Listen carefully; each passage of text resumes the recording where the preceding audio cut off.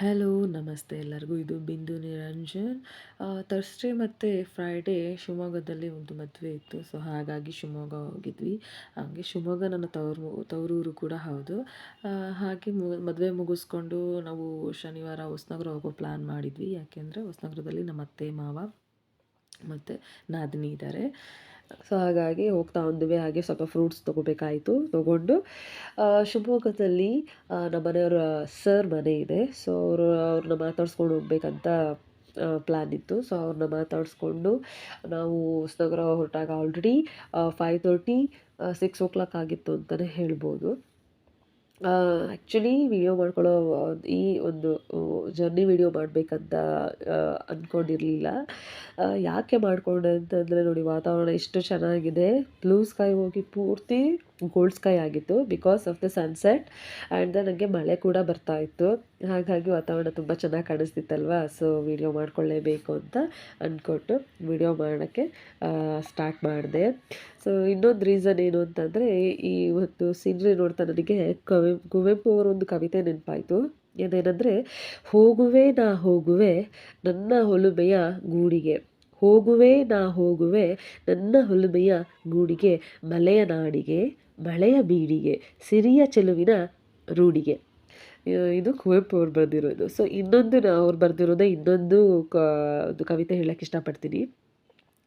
ಮಲೆನಾಡೆಂದರೆ ಕರ್ನಾಟಕದ ಕಾಶ್ಮೀರ, ಮಲೆನಾಡೆಂದರೆ ಕರ್ನಾಟಕದ ಕಾಶ್ಮೀರ, ಪ್ರಕೃತಿಯ ಪರ್ಣಶಾಲೆ, ಅರಣ್ಯಮಣಿಯ ವಿಲಾಸ ಕ್ಷೇತ್ರ. ಹೇಗಿದೆ, ತುಂಬ ಚೆನ್ನಾಗಿದೆ ಅಲ್ವಾ? ಇದೆರಡೂ ಬರೆದಿರೋದು ಕುವೆಂಪು ಅವರೇ. ಸೊ ಇದು ಈ ಒಂದು ಇದಕ್ಕೆ ತುಂಬ ಚೆನ್ನಾಗಿ ಮ್ಯಾಚ್ ಆಗ್ತಾ ಇತ್ತು ಅಂತ ಹೇಳ್ಬೋದು. ನಾವು ಹೊಸನಗರ ಹೋಗಿ ರೀಚ್ ಆಗೋಷ್ಟರೊಳಗಡೆ 7 ಆಗೋಯಿತು. ಸೊ ಕರೆಂಟ್ ಕೂಡ ಹೋಗಿತ್ತು. ಗೊತ್ತಲ್ಲ, ಮಲೆನಾಡಂದರೆ ಹಾಗೆ ಸ್ವಲ್ಪ ಮಳೆ ಬಂದರೂ ಕರೆಂಟ್ ಹೋಗ್ತಾ ಇರುತ್ತೆ. ಸೊ ಕಾಫಿ ಸ್ನ್ಯಾಕ್ಸ್ ಎಲ್ಲ ಮುಗಿಸ್ಕೊಂಡು ಮಕ್ಳ ಜೊತೆಗೆ ಈ ಕ್ಲೇ ಮಾಡಲ್ಸ್ ಮಾಡ್ತಾ ಕೂತಿದ್ದಾಯಿತು. ನನಗೆ ಆ್ಯಕ್ಚುಲಿ ಸ್ವಲ್ಪ ಇದರಲ್ಲಿ ಮಕ್ಳ ಜೊತೆ ಏನಾದರೂ ಆಟ ಆಡಬೇಕು ಅಂತಂದರೆ ಖುಷಿನೇ. ಮೊದಲಿಂದನೂ ಅಷ್ಟೇ, ಮಕ್ಳುಗಳು ಸಿಕ್ಕಿದ್ರು ಅಂದರೆ ನನ್ನ ಕೆಲಸಗಳನ್ನ ಬಿಟ್ಟು ಸ್ವಲ್ಪ ಹೊತ್ತು ಅವ್ರ ಜೊತೆ ಆಟ ಆಡೋ ಅಭ್ಯಾಸ ನನಗಿದೆ. ಸೊ ಆಟ ಆಡ್ತಾ ಒಬ್ರೊಬ್ರು ಒಂದೊಂದು ಮಾಡ್ತಾಯಿದ್ವಿ. ಒಬ್ಬರು ಕೇಕ್ ಅಂತೆ, ಒಬ್ರು ಬಾರ್ಬಿ ಕೇಕ್ ಅಂತೆ, ಒಬ್ರು ಸ್ಟೆಪ್ ಕೇಕ್ ಅಂತೆ. ನಾನು ಮಾಡ್ತಾ ಗೊತ್ತಲ್ಲ, ತೋರಿಸಿದ್ನಲ್ಲ, ನಾನು ಆ ಥರ ಸುಮ್ಮನೆ ಒಂದು ಯಾವುದೋ ಒಂದು ಸ್ಟ್ಯಾಚ್ಯೂ ಮಾಡ್ತಾ ಕೂತೆ. ಸೊ 1 by 1 ಹೀಗೆ ಎಂಜಾಯ್ ಮಾಡ್ತಾ ಕೂತಿದ್ದಾಯಿತು. ಸೊ ಫೈನಲಿ ನಂದು ಕ್ಲೇ ಮಾಡಲ್ ಇತ್ತು. ಸೊ ಈ ಕ್ರಾಫ್ಟ್ನ ಮುಗಿಸಿ ಮತ್ತೆ ಇನ್ನೊಂದು ಕ್ರಾಫ್ಟ್ ಸ್ಟಾರ್ಟ್ ಮಾಡಿದ್ವಿ ಅಂತಲೇ ಹೇಳ್ಬೋದು. ಒಬ್ರೊಬ್ರು ಊಟ ಮುಗಿಸ್ಕೊಂಡು ಮತ್ತೊಂದು ರೌಂಡು ಗೇಮ್ ಆಡೋಕ್ಕೆ ಸ್ಟಾರ್ಟ್ ಮಾಡ್ಕೊಂಡ್ವಿ. ಎಲ್ಲರೂ ಲೂಡೋ ಮತ್ತು ಕೇರಮ್ ಆಡ್ಕೊಂಡು ಒಬ್ಬರು ಅಳ್ಕೊಂಡು ಒಬ್ಬರು ವಿನ್ ಆದ್ರಿ ಅಂತ ಹತ್ರು, ಒಬ್ಬರು ವಿನ್ ಆಗಲಿಲ್ಲ ಅಂತ ಹತ್ರು. ಸೊ ಹೀಗೆ ಆಟಾಡ್ಕೊಂಡು ಎಂಜಾಯ್ ಮಾಡಿದ್ವಿ. ಸೊ ನೆಕ್ಸ್ಟ್ ಬೆಳಗ್ಗೆನೇ ಎದ್ದು ನಮ್ಮ 3 ಜನರ ಹುಡುಗರನ್ನ ಕರ್ಕೊಂಡು ನಾನು ಹೊರಟಿದ್ದೆ ಸೀದಾ ಉಪ್ಪಿಲಿಗೆ. ಸೊ ಯಾಕೆಂದರೆ ಪೂಜೆಗೆ ಹೋಗಬೇಕಿತ್ತು, ದೇವಸ್ಥಾನಕ್ಕೆ ಹೋಗಬೇಕಾಗಿತ್ತು. ಸೊ ಹಾಗಾಗಿ ಹೂಗಳು ಬೇಕಿತ್ತು. ಸೊ ಅದ್ರ ಹೂಗಳನ್ನ ಕಿತ್ಕೊಂಡು ಮಕ್ಕಳಿಗೆ ಸುಮ್ಮನೆ ಮಾತಾಡಿಸ್ಕೊತ ಟೈಮ್ ಸ್ಪೆಂಡ್ ಮಾಡಿದೆ. ಅದಾದಮೇಲೆ ನಾವು ಎಲ್ಲ ಫ್ರೆಶ್ ಅಪ್ ಆಗಿ ಹೊರಟಿದ್ದೆ ನಾವು ದೇವಸ್ಥಾನಕ್ಕೆ. ಶಿವಮೊಗ್ಗದ ಹೊನ್ನಾಳಿ ಹತ್ರ ಇರೋಂಥ ಮಾರಿಕೊಪ್ಪ ಹಳ್ಳದಮ್ಮ ದೇವಸ್ಥಾನ ಇದೆ, ಹಳ್ಳದಮ್ಮ ದೇವಿ ದೇವಸ್ಥಾನ ಇದೆ. ಸೊ ಹಾಗಾಗಿ ನಮ್ಮ ಅತ್ತೆ ಮತ್ತು ನಮ್ಮ ಮಾವ, ನಮ್ಮ 3 ಜನ ಮಕ್ಳುಗಳು ಮತ್ತು ನಾನು, ನಮ್ಮ ಮನೆಯವರೆಲ್ಲರೂ ಹೊರಟ್ವಿ. ಸೊ ಅಂದವೇ ಹೋಗ್ತಾ ಹಾಗೆ ನಾವು ತಿನ್ಕೊಂಡು ಹೋಗೋ ಪ್ಲ್ಯಾನ್ ಮಾಡ್ಕೊಂಡ್ವಿ. ಯಾಕೆ ಅಂತ ಅಂದರೆ, ನಾವು ಹೊರಟಾಗ ನಾನು ಹೇಳಿದ್ನಲ್ಲ 9 ಆಗಿತ್ತು ಅಂತ.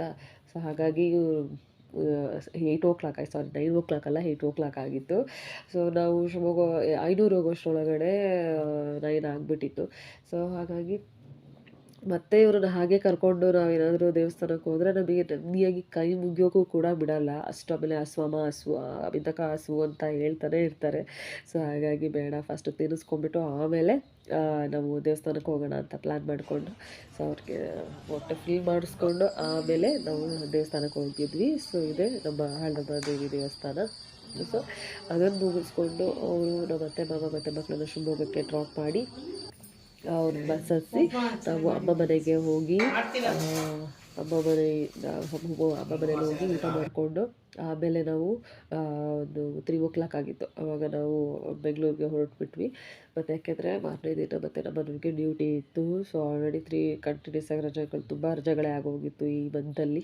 ಸ್ವಲ್ಪ ಮದುವೆಗಳು, ಫಂಕ್ಷನ್ಗಳು ಇದ್ದಿದ್ದ ಕಾರಣ. ಸೊ ಹಾಗಾಗಿ ನಾವು ಭಾನುವಾರ 3 ಗಂಟೆಗೆಲ್ಲ ಹೊರಟ್ಬಿಟ್ವಿ. ಮತ್ತು ಮಧ್ಯದಲ್ಲೇ ಒಂದು 2-3 ಸ್ಟಾಪ್ ಹಾಕ್ಕೊಂಡು ಮನೆಗೆ ಬಂದು ನಾವು ರೀಚ್ ಆಗೋಷ್ಟರೊಳಗಡೆನೇ 8:30 ಆಗೋಗ್ಬಿಟ್ಟಿತ್ತು. ನಮಗೆ ಬೇರೆ ಕಡೆ ಎಲ್ಲೂ ನಮಗೆ ಜಾಸ್ತಿ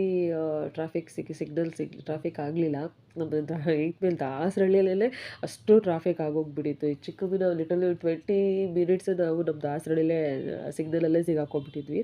ಸೊ ಬಂದ್ಬಿಟ್ಟು ಮನೆಗೆ ಬರೋಷ್ಟರೊಳಗೆ 8:30 ಆಗೋಯಿತು. ಸೊ ಬಂದ್ಬಿಟ್ಟು ಊಟ ಮಾಡಿ ತಂದಿದ್ದ ಕಾರಲ್ಲಿ ಎಲ್ಲ ಎಷ್ಟು ತೊಗೊಂಡು ಬಂದಿದ್ವಿ ಅಂತಂದರೆ ಕಾಲು ಇಟ್ಕೊಳ್ಳೋಕ್ಕೆ ಜಾಗ ಬಿಟ್ಟು ನಮ್ಮಿಬ್ರಿಗೆ ಜಾಗ ಬಿಟ್ಟು ಹಿಂದ್ಗಡೆ ಫುಲ್ ಕೆಳಗಡೆ ಫುಡ್ ಸ್ಟಾಂಡ್ ಫುಲ್ ಕವರ್ ಆಗೋಗಿತ್ತು. ಸೊ ಲಗೇಜ್ನೆಲ್ಲ ತಂದು ಒಳಗಿಟ್ಟು ಮಲಗಿದ್ದೇ ಆಗೋಯಿತು.